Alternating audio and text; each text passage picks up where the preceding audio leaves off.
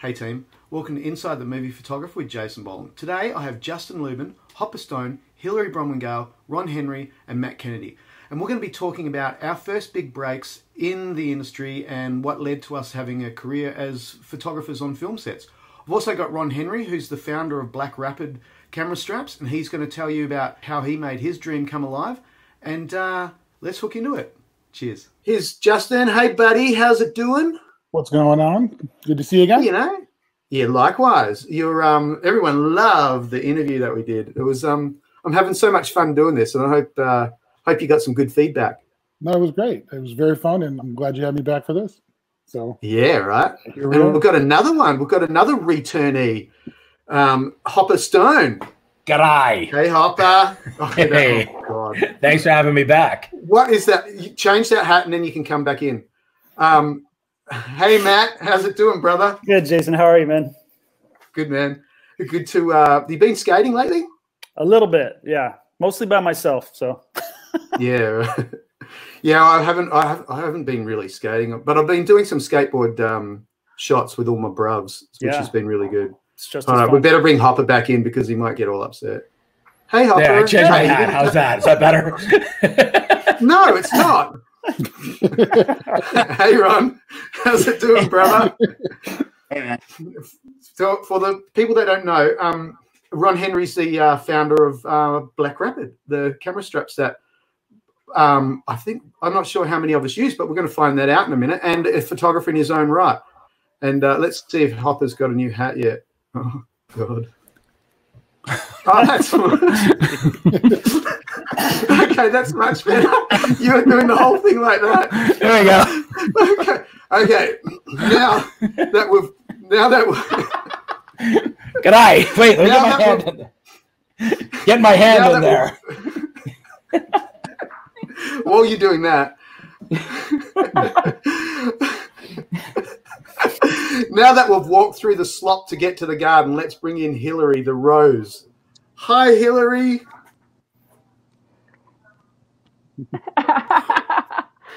Hey, everybody. How's it going? Hey, Hilary. You having a good day? It's going good. It's going good. Good. Glad Let's to be here. let's see what Hopper's. Yeah. Yes, and we're going to have a lot of fun. And let's see what Hopper's doing now. Yeah, I'm going hatless. Oh, come on. Actually, put the Aussie hat back on. I actually really like that. It reminded me of home. Hey, put another shrimp on the barbie. Yeah, g'day. You know, I get into so much trouble because I call Nikon, but I call the Z or the Z, right? The 6. I call it the Z6, and I keep getting these messages. We don't say Z, we say Z, and it's like, oh, okay. But it's funny, and then I have to explain that I'm a gas and soda guy. I think because of all the work that we guys do. Mm-hmm. So there you go. Hey, so team, let's start off. I like to start these ones off with a little bit of a chat. So everyone's good, right? Yeah. Yeah. Yeah, good. So I want to go around, do a round table really quickly. Or it doesn't have to be quick, but any advice that you've got for people that want to get into our area of work, which includes you too, Ron. I mean, like, you've got an amazing story with how you came about with BlackRapid, and Jasin, I'm going to let you take it away, buddy. What would be your advice to anyone that's listening that is interested in a career, not just as a photographer, but actually in the film industry? I mean, I say it all the time, but it's just, one, believe in yourself if this is what you really want to do for a living, because it's not easy. There are some photographers who want to just, start off doing giant films, and that's not how it works. You got to put your time in. For instance, like I remember when Matt wanted to become a still photographer from transferring from being an AC, and I gave him all my contacts in television and, said, go for it. And he did it. He worked, doing all these TV shows and worked at it and, worked his way up and got a feature. And then the rest is history. I mean, he is one of the top guys. But it's really just work your ass off, put your time in, and believe in yourself, and you can do anything. I mean, this is all I ever wanted to do in this industry. And I never had a backup plan. This was it. So it was, feast or famine. What was your big break? What was the defining moment that slipped you into being one of the top guys? It was actually, believe it or not, it was a job from Matt. He was doing a film called Ouija, and he was offered a movie called Purge Anarchy, which he couldn't do. So he gave them my name, and they called me. And that was like the first big studio film I had done for Universal. And based off of those images, the photo editor at Universal finally returned a call and started to hire me on more projects because she now saw that she could rely on me on the project. So it was really, I think, Purge Anarchy that got me in with the big studio systems, and then you never look back after that.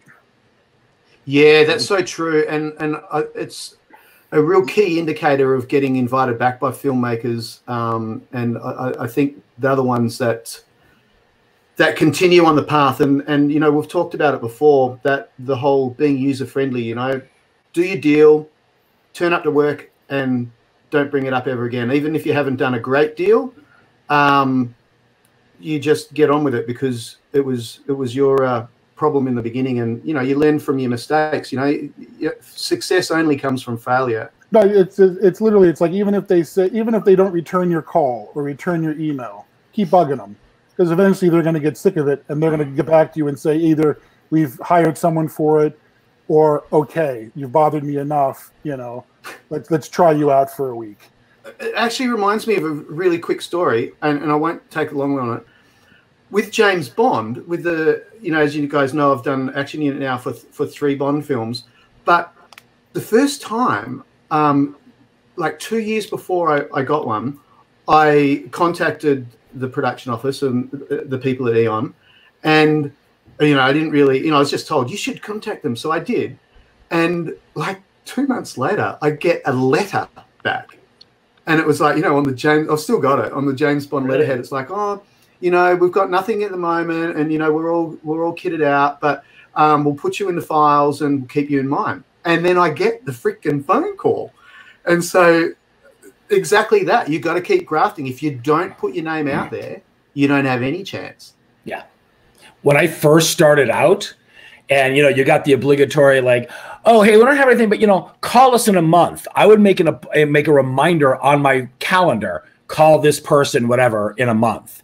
And my very first movie was literally 9 months of that. Of, I don't know, call us in 3 weeks. And I would make reminders of like who I needed to call when.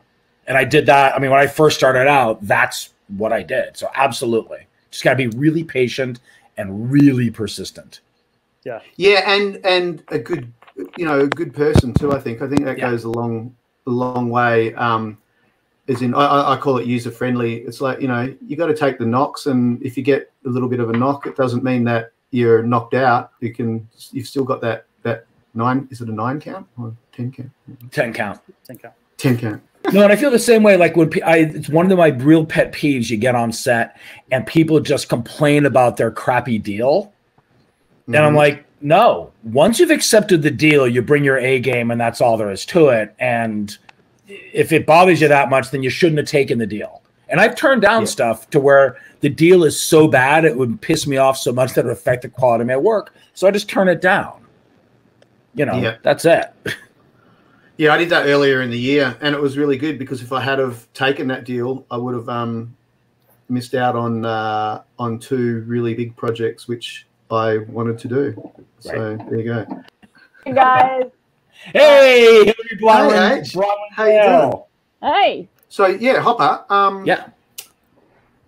We've been through rap gifts. Now you've always got good advice for the youngsters, and with the Society of Motion Picture Still Photographers, our favourite week is draft week, as we've discussed before. And Draft week. And what's that? The kid from the middle, right? And brick, and actually, I would like to hear your advice on that, as in, because that's a next step along. What's your advice to photographers that are interested in slipping into the Society of Motion Picture Still Photographers? The best advice I could give, honestly, is really be ready. Like, yeah, we have a requirement of you got to have 8 years and submit a portfolio and all that. But if you like just barely have 8 years by fuzzy math, give it some time. You know, I waited, you waited, Justin waited, like a bunch of us, like we waited until we really had a strong, solid submission, because we are the toughest room that I know of, because we know all the tricks. We know everything that people do to pad out a portfolio or make it look like, you know, this, that, or the other thing. We know it all. And like, if you claim ownership of a movie, yeah, we know who worked on what. So if you worked 3 days on a movie, don't claim the whole credit. Say you worked 3 days on this movie, because we know everybody. But just like really just be ready. Like if you, let's put it this way, if you're applying and you're really not sure if you're good enough to get in, then wait until you really are sure. That's really the advice I could give. I mean, last year we had 13 applicants and 2 got in. Was that all? Yep. That's a tough room. Dan McFadden and Nicola Dove Wow. were our 2 that got in out of 13 applicants. Wow. And it doesn't, you know, we've had these discussions too, and it doesn't mean that if you don't make it in the first time, that it doesn't mean that you're not going to. And absolutely not. It really is just a little bit of growth. And, you know, we've seen photographers that have applied and haven't made it, and then they've actually used it to get their own spirit going and give themselves a kick and go out and try and do better. And I think that's what we all want to do, right? We all just want to be better. Absolutely. Sometimes it's just about like, we know you can do the work, but your portfolio presentation just wasn't there, or you didn't put the effort into, you know, and we have one question on the application that isn't personal information. That is, why do you want to join the SMPSP? And we grade very heavily on that question. Yeah. And sometimes some people applied feeling that they were entitled just based on their resume, and they didn't put a lot of work in their application. And we're like, no. Hey, so young Ron Henry over there, let me ask you a very good question, because you and I have been friends for a long, long time, and your story blows me away, because you're not this rich businessman. You were a wedding photographer, and a very, very good wedding photographer from Seattle, and you had an idea, and I'm not going to say how much, because you can do that, but you didn't have a lot of funds, and you have saved quite a few of our backs and made our time at work safer. Hold on, just who uses BlackRapid? I know I do, and Hopper does. Okay, so Hilary's the only one. Hilary, join the cult. Join the cult, Hilary. Hilary, I know someone. I'll see if they can send you one. Yeah, we'll pull some strings for you. I need the ladies one. Because I originally tried the like normal sized one, the men's size, and didn't work for my small frame. People, we try to accommodate, you know, the things we hear, you know. So, I agree with you, Hilary. Okay, so the question was what, Jason? The question was, how did you go from? I mean, when did the idea come into your head? That's what I want to know. I guess I'll go back to it just real quick. I'll try to make this really in a nutshell thing. But when I was a photographer, I really didn't want to do weddings at the time. I just want to go down this route just for a second, if you don't mind. Absolutely. And, I thought wedding photography was not my thing. You know, I just didn't feel like it was artsy enough. And so I came across, and I pulled this book out today. This book here called I Do.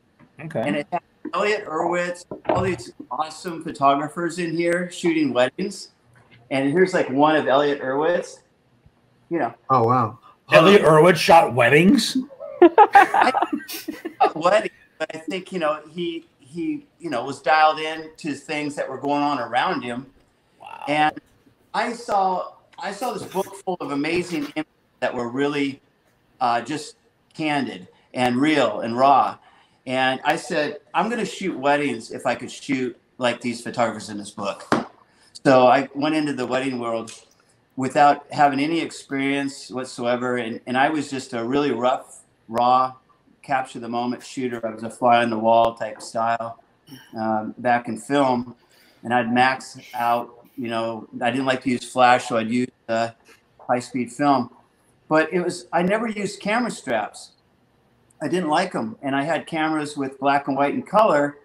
And I would get into the moment and I'd leave one of the cameras sitting someplace. You know, I'd take off. I'd be, you know, whoa, geez, I got to go back to find that black and white camera.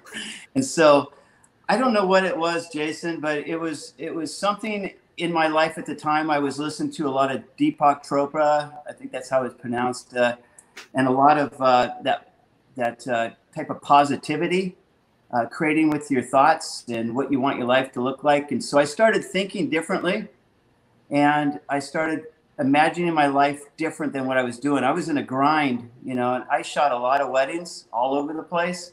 My style was basically at the time was different than most photographers because I did keep it real and raw. And some of the photos you would look at the time that you would shoot it, I would say, you'll appreciate this in 20 years, you know, because it has a lifespan to it, because it might not mean anything to you now, but later you'll go, oh my gosh, I remember all those. I like to get a lot of stuff in the shot. But I just came up with, I started playing around with trying to do another camera strap. It was kind of by accident, man. It was really like that. It wasn't anything like I have to figure out what my life is going to be. I just wanted something better on the camera. And I came up with something that I felt that worked. And it did work really well. It worked on my Nikon really heavy with the motor drive camera film. And I thought, well, other photographers would like this too. I think maybe there's something out there. And so I was looking around to see if there's anything out there that wasn't. So it just kind of started with that. It was, you know, it goes a longer story, but it's basically, it was just an accident trying to figure out something better for the camera. But I think simultaneously, I was like, parallel, I was thinking, I want something different in my life. I want to have no limits. And I want to have a little more time for myself. So it actually kind of worked out beautifully. I mean, I created an amazing life because of this BlackRapid strap. And if I was to say, you know, what would it be if you wanted to change your life from what I was doing? And someone said, hey, how about a camera strap? I would tell them to go back to the drawing board. Right. But it's been amazing. I've been able to meet a lot of amazing people. I got to travel around the world, and it does, like you said, Hopper, I hear a lot of stories like that the strap actually has helped a lot of people that thought they were going to give up photography because it was such a neck pain. Yeah. You know? No, I mean, my doctor told me, I mean, I was facing neck surgery within a period of about 5 years. And then I, you know, got my chiropractor to kind of fix the immediate problem. And then I showed my doctor the double strap because it was still back in the days of blimps, which, you know, 2 blimps on those things was 22 pounds. Oh, and wow. I showed him the double strap with my 2 blimps, and he looked at it and he goes, oh yeah, you're going to be fine. And that was it. Like, no more neck surgery, none of that, like, gone. It's quite so that's kind of how it started. And I didn't know anything about how to, you know, do anything about materials. I didn't know anything about product together and hardware. And it was all by just a huge learning curve. And I'm still actually learning. And I know where my strengths are and I know where my weaknesses are, and I stay out of my weak lane. Right. It's kind of cool, actually, the way that you're describing your photography, because it's really very similar to how all of us shoot on a set, that, you know, keeping it real and raw. And I actually do find that the good wedding photographers is quite similar to what we do. Not that I could go and do it, but it is quite similar. Hey, now, do you mind telling us, because I know the figure, but you started the whole, without going into it too much, but you started it with really limited funds, right? Yeah, I started with $5,000 and I made them local. And I had my own little Kickstarter because it was basically on the website was where I was selling it. And I was making the straps for like $20-some a piece, Wow. And so it was the highest strap out there, there was like that. And so I just kind of basically pre-ordered. People ordered. I would go take that money, make them. And then I'd have pizza and beer strap making party. It was really, I go back, so I could do that again and be successful at it. I don't know how it happened, to tell you the truth. It just at time, that moment, probably at all. But that's amazing. It was fun. It's a fun run. Yeah. Yeah, man. It's a great story. I love it. And when people believe in a good product, it's going to take off. Yeah, absolutely. And I'd like to say hats off to you, Ron, for doing wedding photography, because I'd rather work with a kooky actor 100 times more than a wedding. Well, there's something to that. I felt like doing weddings actually prepared me. Here's the thing about it. On the set, you kind of know what's going to go on. You kind of got the gist of it. Right. At a wedding, you don't have that. You kind of know because you've had past experience of what it's going to happen next. But you have to be aware of, I have a clean shot. I know I'm prepared for it. I know kind of what's going to happen because it's happened a million times before, and I'm prepared for it. And then grandma walks in the shot. Yep. Sure. That happens on set too. Yeah, it's like a PA just walks right. Yeah. It's like, oh. Yeah. Behind the camera like this going, you son of a... Yeah. Or an extra background artist. Totally. But you have... My whole thing, but how is it, right, when you're there and someone just walks in front of you or stands in front of you, it's like, and then you look behind you and there's like 20 feet behind you, but there was only 2 feet in front of you. Yeah. And it's like, there's two ways around a person. Or the worst is when they like hop in front and then they're like, yeah. Oh, God. Yeah. Hey, is it true that wedding photographers have to have like malpractice insurance because they get sued a lot? I heard that. So is that true? Yeah. No, I didn't. Oh, that's good. These days, they're getting liability insurance. Absolutely. I could. It's fairly quick, but it's a story that if anybody ever like out there that hears this would go, I don't know who that is. I went when it's back in film days, I went to a location that was way out in the middle of nowhere, and I prepared for it. Black and white color. Had what's the wedding going to be like? I kind of guesstimate how much I was going to have to take. I always like to take more than not enough. And so I get there. It's about 15 minutes before the wedding starts. I open the bag up. I don't have any color film. Oh shit! Oh man! Oh man! So, and it's kind of a resort thing. And I went down to the gift shop. And I bought everything they had, which was probably 4. Right, of 12 exposures of Kodacolor gold. And so I always like to dial in the bride and groom and stuff of what I'm thinking and doing. And so I'm thinking, okay, I have like 90% black and white film. And so the bride came by and I had my bag and I said, oh, excuse me. I just want to, this is such a beautiful location. I love it here. I really feel like this is a black and white shoot. And she goes, you're the artist. There you go. Nice. Nice. Group shots and stuff like that. And the wedding actually turned out really well. Thinking on the fly, a lot to do with. Oh, totally. Does anybody remember a show called The People's Court? Of course. Yeah. Judge Wapner, right? Judge Wapner. This is back in Judge Wapner time. I used to come home from school and watch The People's Court. And every episode had one wedding photographer always being sued. Right. Yeah, always. Always. It was either they didn't do a good job or they weren't giving them the negatives or whatever the case was. They were always being sued. Yeah. And I always remember that. So when I became a photographer and this is what my pursuit was, I said no weddings because someone was always getting sued on people's court.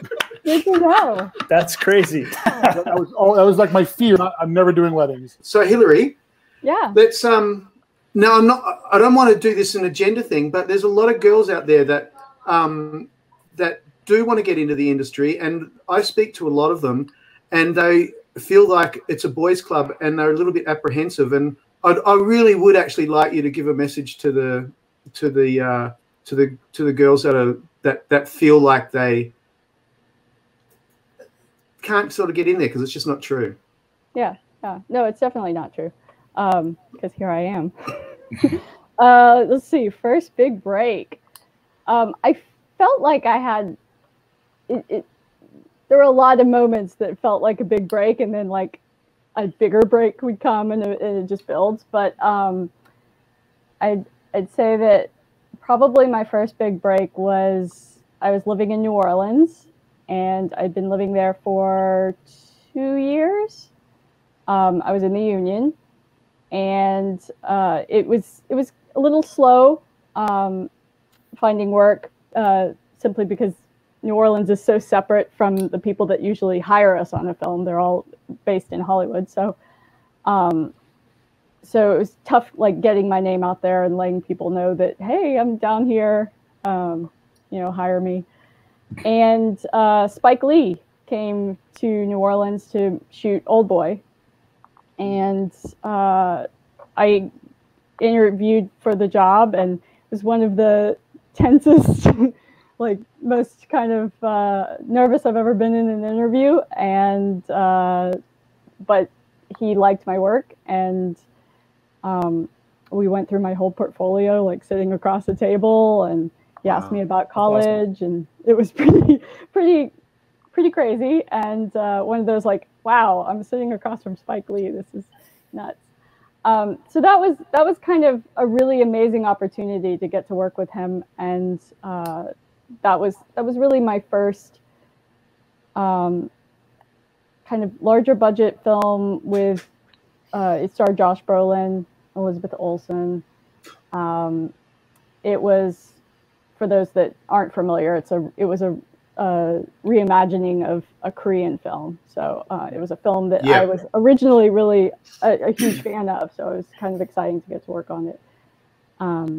Spike's version. So that was kind of my first big break. And then I'd say my second big break was getting the opportunity to come to Los Angeles to shoot on All the Way with Jay Roach, who I'd worked with on Trumbo in New Orleans. And love Trumbo. Yeah, it's a great movie. It's a great movie, yeah. It was so much fun to work with, and I love working with Jay. I've worked with him 3 times now. And he called me up and said, hey, we're doing a feature in Los Angeles. Can you work here? And I could. I had to put myself up, and because I was a local hire, and but I made it work. And then once I was here, I kind of never left Los Angeles. So that was kind of my other big break. 2 features of Bryan Cranston. How tough is that? Back Bryan Cranston. Bryan's awesome. That's a really good point that you brought up about, putting it on the line and moving there. It's don't have the entitled feeling. It's like you've got to suffer for your art, and you've got to bust your gut to be successful in everything that all of us do, actually. Yeah. And Josh Brolin too. He was Old Boy, right? That's who you said. Yeah. Everyone. Josh Brolin. We've all worked with Josh, right? I have not. No, I have not either. Only me and age. I loved him in The Goonies. Me too. Sorry. In The Goonies. He's awesome. And Old Boy, that's a famous big old Korean film. Yeah. I love your photos from that. Have you got any? I haven't looked at anyone's 5-photo folio because I like it to be a surprise. Have you got any Old Boy in there? I don't have any in there, but it was one of the films that behind the scenes, I shot a lot of behind the scenes on that show, and I found it was one of the first ones where I felt really a part of the crew and very keyed into what was going on around me, and kind of just moved around and shot all day. And I think partly that had to do with just kind of the atmosphere that Spike set on the set. And then also Josh is a photographer in his own right and loves photography, and so we would talk about that. And he had his Leica and a wide lux on set, and so we would share photos and stuff like that. And actually, I have a diptych that I made at the end of shooting. He gave me a digital copy of like all the of his photos from his Leica, and in one of them he was taking a photo, and I was taking a photo of him taking a photo. And so I made like a print for him of that's side so by cool. side. Yeah. His style of photography, I'm going to try and get him on, because his style of photography it's like this American Renaissance or something. It's an incredible style, isn't it? It's just this groovy Californian vibe about it. I don't know what it is. Now, advice to getting in? I think my advice to women specifically would be not to be intimidated, because it is a bit of a boys' club. And I do think that maybe it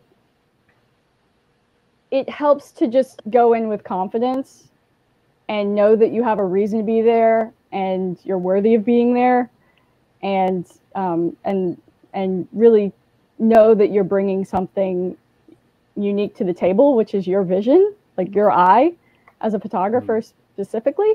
And yeah, just be confident that you're there for a reason, and you wouldn't be there if you know they didn't feel that you could do it. And so that's gotten me through a lot of tough times where I thought, you know, what am I doing here? Like, you know, this isn't, you know, why'd they hire me? But they did hire you, and they, you know, they did so for a reason. And in terms of the rest of the crew, like, you know, everyone, for the most part, I'd say everyone there loves making movies. They're there because they want to be.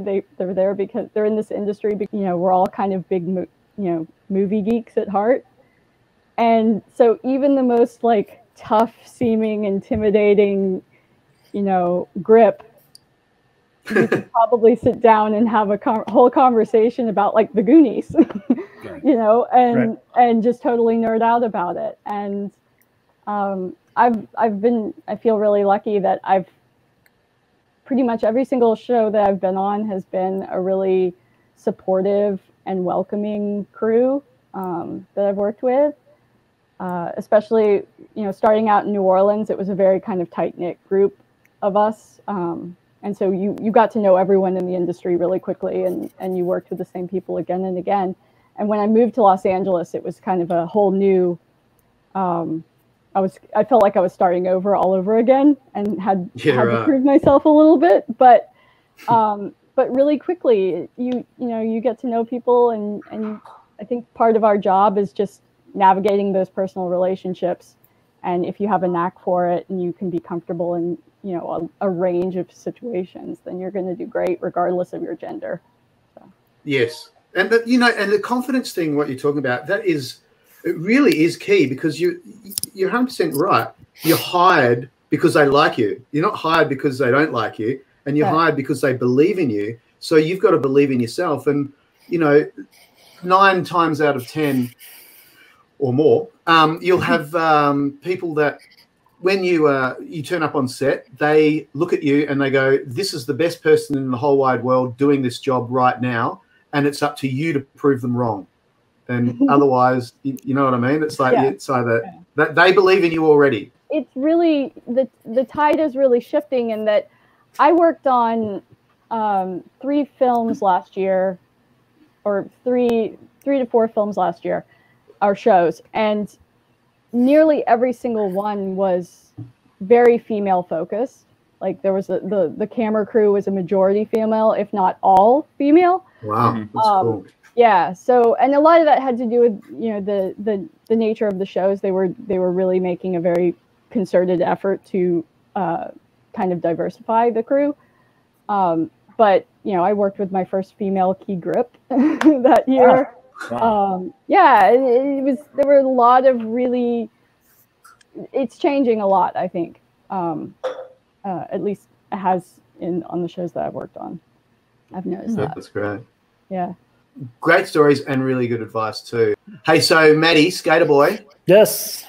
Got a good story too, man. Coming from, you've been through a couple of departments in the film industry, and break-wise, and also you're a really good one to fill us on how to get into the industry regarding of whether it's stills, camera, runner, whatever, Yeah, I mean, I started my film career as a camera assistant, as most of you know. So it was probably a little easier to seg into unit stills because I had all of those contacts and set experience, which is key for any unit photographer. But I'd like to go back a little bit to advice for people getting in that are photographers in any subject. My best advice is shoot what you love. My first love of photography was skateboarding and surfing. And I've shot that since I was in middle school, and I've shot it over the years, and that's just what I loved. And I didn't stick with it as far as a profession, but my first real big break as a unit photographer, I got called by Paramount photo editor one day. They said, "We'd like you to come in right now and talk to our vice president of marketing." I went down there. They said, "We have a job. We need a second photographer. We've seen your surf and skate photography. We know you can shoot action. We need a photographer that can shoot action. We need you on a plane tomorrow." And it was for Transformers 3. And so just saying, if I hadn't had that love for action sports and shot a lot of it, I may not have gotten that job, And I was there to back up another photographer who was the main photographer. And I ended up on that show for about 6 or 7 weeks. So that was my first really big break. And once again, it went back to my roots, of what I love to photograph. And I think like Hilary, I've had little mini breaks since then, certainly done bigger films since that one. But I hate to say it, and I don't hate to say it, but I think Black Panther was probably the one that kind of put me on the map, if you will. I don't know. It was a fantastic project, but I think at that point, people started to take me a little more serious, if that makes sense. That's kind of like, you can handle a Marvel movie. It was a pretty big ensemble cast. So yeah, kind of off to the races after that. So I have to say, I'm a bit jealous that you did that one. It was fantastic. Yeah, I would have swapped you anything but Mad Max and Matrix. Yeah, it's hard. I mean, I was very grateful that I was able to be a part of that, for sure. Yeah, it's an amazing film too. I really love it, and your work was stellar from that. And I don't know, are you guys the same as me? Like, you go to a movie and you watch the scene play out, and you see the still shots that you would have done. Yeah, totally. Yeah. Yeah. I'll sit there and watch a movie I haven't even worked on, and sit there and I'll just go there. Yeah. There. When I was in Or I'll college, watch it and go, how could they possibly have gotten anything? when I was in college, I used to press pause and try to catch it. Yeah. Because I knew that I wanted to do this when I was still in school. So wow. But I didn't know how to do it, and no one at school knew what this career even was. So I was just kind of trying to teach myself based on what I thought the job was. Trailblazer Bronwyne Gayle. Love it. The funny thing for me too is I go back and look at my work from Transformers 3 and I hate it. It was just shit. Like, I think there's five photos from that I like, and I think it's with everybody. You grow as a photographer, you learn something on every movie, and I wish I would have known then what I know now. And I think it's tough. It's hard to go back and look at that stuff sometimes. Oh yeah, yeah. Not only that, but making that transition from second unit shooter to main unit shooter is quite difficult, because I see it frequently on some photos, and I don't know who the photographer was, but that there'll be a shyness of the eyeline, and it's when you start being more main unit shooter that you have that confidence to get to work the eyeline. And I had a producer that told me when I did my television days when I was in my 20s, and he kept on saying to me every time, "Jason, it's all about the eyeline. It's all about the eyeline." And it really is. You can see the way a photographer shoots by how they're photographing the eyeline, I think. Sure. Yeah. Yeah. And not to make a short story long, but Transformers, I was terrified because they don't do second unit, so it's Michael Bay does everything, all the action, all the talent. And so my very first day, I land in Chicago, go to set, and Michael comes up to me and he's like, "Kid, I need you on that roof right now. You have to shoot these guys. They're going to base jump off the Sears Tower, and if you don't get the shot, I'm going to be mad." I'm like, what the hell? So, yes, because Michael Bay is known as being so coddling and nurturing towards new talent. Yeah, absolutely. Right? So, I ran up, I got up through the elevators. I was on a rooftop, and the EPK shooter is up there with me. And I'm like, what next? And he's like, well, they're going to come by any moment. He's just kind of waiting. And these guys in these like flying squirrel suits, these Red Bull guys. Yeah, they came flying by us about 45 miles an hour. And it was just like, whew, and I nailed it. And I showed Michael, and he's like, "You'll be fine." And that was just like a huge relief, Trial by fire. I was totally thrown to the wolves on that one for sure. Do you know, Jason, fun story, Matt and I did a job together many, many years ago. Yeah. I was doing reshoots on a Penny Marshall movie called Riding in Cars with Boys. And there was one word that did not exist in Penny's vocabulary, and that was the word cut. Okay. So a mag of film, 1,000 feet, that was one take, because they just give notes and then just like reset and just keep going. And our first day, I remember we shot 35,000 feet of film, and I never saw the loader. And I would always joke about like, man, that loader just must be white as a sheet, poor loader, blah, blah, blah. And then years later, I found out it was Matt. Yeah. But I never met him because he was always in the darkroom loading mags. I never got to set. It was like 3 cameras, 1,000-foot mags. The Teamsters would have a running bet every night how much film they were going to take to the lab. And I think the most that we did in one day was 55,000 feet of film. And it was literally just cans stacked all the way up to the top of the roof of the camera truck. Yeah. And I was exhausted. I was glad it was only a week because she's a maniac. Yeah, so, she's great. But like that was her method. Yeah. So, oh, wow. Yeah, so you were in the truck. Yeah. Yep. Oh, that's an unforgivable job. Yeah, we worked together for a week, but never met. Yeah. I don't know if Ron knows that that job. Literally, the truck loader stays in the truck. They bring the film in the film days, and you'd be in the dark room, and all you'd be doing was taking film out of magazines, putting them into tin cans, getting another tin can, and loading that mag. And I don't think I've told any of you guys, I was a loader as well. Really? And but I got fired on my first job. But I was Dean Semler's loader, and I love Dino. He's great, isn't he? Yeah, he's great. And it was we had like 4 and 5 cameras. I was the only loader, and I'd never done it before. And it was like the old Arri 35s, when you pull it around to measure the loop and then slip it back in. And it was just absolutely nuts. And I remember the day that he fired me because I didn't get on with the focus puller. And he came up and he's like, "Hey, Jace, can we have a talk? Can we have a chat?" And I'm like, "Yeah, sure, Dino." And then he went in and I actually cried because I was like, "Oh." Have you worked with him since, like as a still photographer? Yeah, wait for it. I'm gonna fill you in on that. But we always kept in touch and stuff like that. But I went on to photograph the America's Cup. So I left that, and I think it was 87 or 88 or something like that. I can't remember. It was 87 because we won it in 83. I'm sure you all remember when you guys lost the America's Cup to Australia. I do remember, actually. Anyway, so I'm on this film with Dino as a still photographer, right? And we were going to Thailand, and there was some trouble down south with dissidents, and he was worried about, whether it was safe for the crew and that for us all to be traveling there. And in that period, I'd been, I come from that background of conflict photography.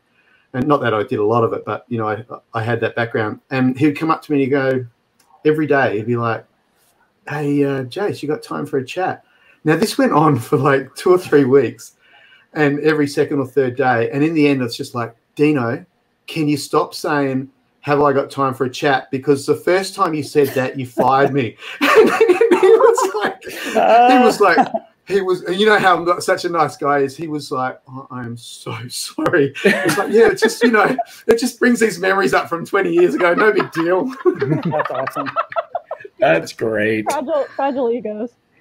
Yeah, I know, right?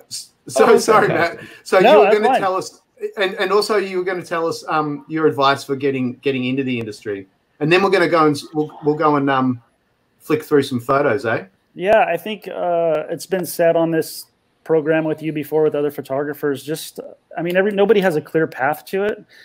My best advice that I give people is just try to get as much set experience as you can, whether it's student films or short films or music videos.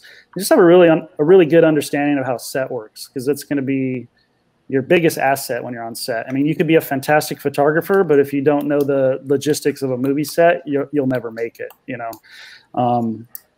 Yeah, and it really depends on your market too, like where you're based out of. You really need to be somewhere where there's a lot of independent filmmaking, to have those opportunities, I think. So yeah. That's I mean, it's tough. It's tough for sure. I'm sure like all of you, I get lots of emails all the time on how to get in, and I try to never sugarcoat it because, Justin said, it takes a long time. You really have to be focused and grind at it. I mean, I was already in the camera union for 12 years, and I didn't have any real legs under me until about 3 or 4 years as a unit photographer. You just do whatever it takes. And to this day, I'm still happy when somebody calls me for a job. It's just, you really need to stay grounded and humble for sure. Because you'll go from hero to zero in a heartbeat in this industry. So I finish every job thinking like, well, it's been a good run. Hopefully someone's going to call again. It's like you treat it as your last gig for sure. Yeah. Well, my thing is you're only ever one word away from not working again. Yeah. Right. Yeah. Yep. And so, the set etiquette thing, that's a big deal, especially with traveling photographers and that. And what everyone's been covering here about how to get in and the believing in yourself, I've just realized that the only smart one here is Justin Lubin, who's given everyone his Instagram tag. Oh yeah, I didn't know how to do that. How do I do that? And then when I rejoined, I was gonna. Right when you joined, I didn't know that. You're so onto it, Justin. I knew it. The deep thinker. Just go to Justin's Instagram because he follows me, and you can find my link there. Yeah, everybody follow Justin, then he follows all of us, and just follow me, children. Yeah, and you'll find mine because I've got the blue tick. Oh, look at you with your blue tick. Yeah, I know, right? One more small world story, if I may. Hilary and I had the same mentor. Yep. Really? Who? Yeah. We are graduates of the Carrie Hayes School of Unit Photography. No way. The main media workshops in Rockport, Maine. Yep. Yeah. No way. Yep. Carrie used to teach a workshop there. Not in the same year though. No, different year. Yeah, you did it a couple years before me. Yes. And I remember actually, I think Carrie gave you my name. Yeah. And said, "Oh, you should write to one of my old students. He's kind of making a crack at this. You should get to know him," and that's how we met. When I joined the union, I flew out to LA for a month to interview and introduce myself to all the photo editors. And Carrie gave me a list of his contacts, but because he had been out for a little while, he gave me Hopper's name, and he was like, "Hopper can tell you if people are really still there." And at the time I thought that was weird, but now I know that everyone changes. All of that's so cool. Bounce around so much, but yeah, so thanks, Hopper. That's so cool. So, team, that was your intro into our first breaks and how to get into the film industry. So I hope you enjoyed that. If you can, do the subscribe and the bell, then you get notified, and come and support and hang out. Okay, cheers.